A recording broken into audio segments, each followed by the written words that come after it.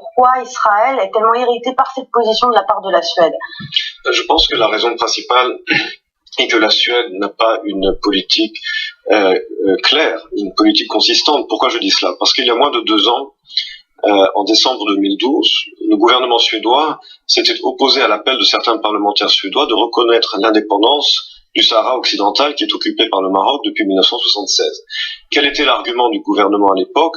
Eh bien que le Front Polisario ne contrôle que 20% à peu près du Sahara occidental, le reste étant contrôlé par le Maroc avec un mur construit par le Maroc autour du territoire contrôlé par le Maroc, et que par conséquent le Front Polisario ne répond pas aux critères du droit international pour être reconnu comme un État, ce qui est vrai également de l'OLP, du Hamas, qui se partagent le territoire entre la bande de Gaza et la Cisjordanie. Par conséquent, la Suède ici a une politique de 2 poids, 2 mesures.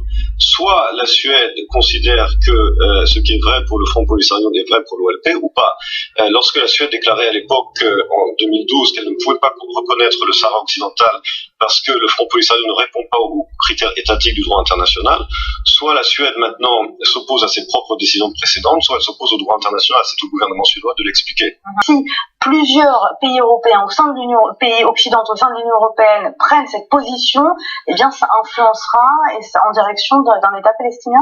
Il faut bien comprendre qu'en droit international, lorsque l'on reconnaît un pays dont l'indépendance n'est pas reconnue par tout le monde, il faut que ce soit à la suite d'une déclaration d'indépendance. Or, je vous rappelle que l'autorité palestinienne n'a jamais formellement déclaré une indépendance.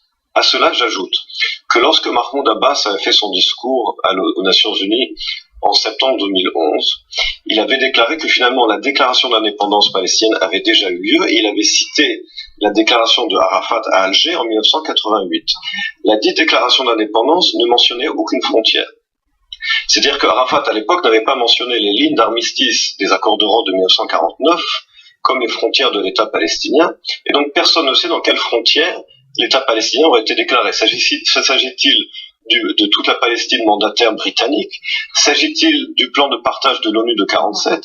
S'agit-il des frontières d'armistice, des lignes d'armistice de 49? Personne ne le sait puisque l'autorité palestinienne ne l'a jamais précisé. Premier point. Deuxième point, les pays européens, en tout cas la Suède, n'exigent pas de l'autorité palestinienne de clarifier quelles seraient les frontières de l'État palestinien et surtout de renoncer au soi-disant droit du retour qui a fait échouer depuis 20 ans toutes les négociations avec Israël. Parce que lorsque la Suède déclare cette reconnaissance, elle oublie de dire que depuis 20 ans, il y a des négociations qui ont lieu entre Israël et l'autorité palestinienne qui en chaque fois ont échoué à cause de l'exigence de l'OLP sur ce soi-disant droit au retour qui transformerait Israël en un État binational avec une majorité arabe.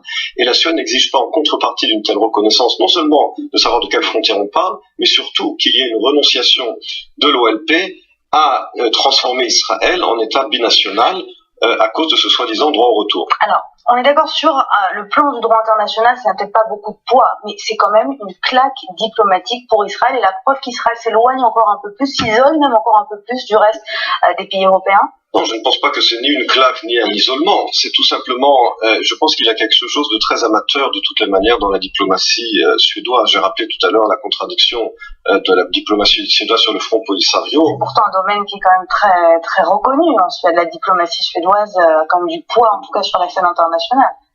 Vous savez, la diplomatie suédoise, à part quelques influences ici et là dans le monde, ce n'est pas un grand pays. Enfin, je veux dire, la Suède n'est pas un pays qui pèse énormément. Mais je veux dire, il y a vraiment un côté très amateur dans la façon dont les Suédois mènent leur politique étrangère.